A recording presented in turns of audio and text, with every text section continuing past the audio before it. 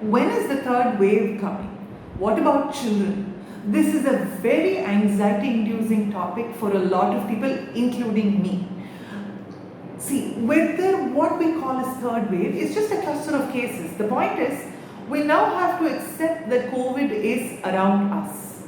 That's just it. Waves are just when the number of cases are very high and then we have social restrictions and the cases go down. So these waves are going to keep coming until either the virus has consumed all the lives that it can, or it will take different forms and continue to infect and spread faster. So now, what about children?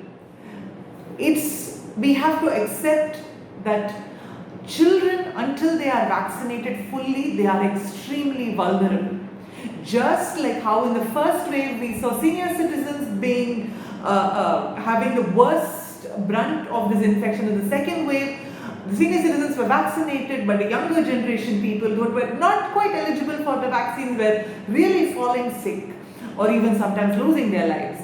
By the time the next wave comes, the children are the naive population, vaccine naive population.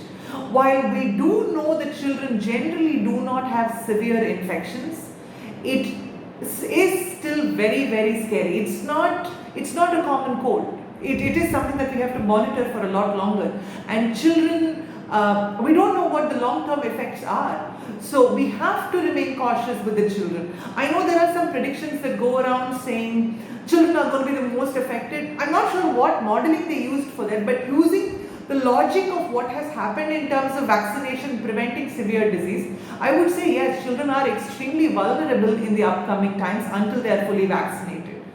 When are they going to get vaccines?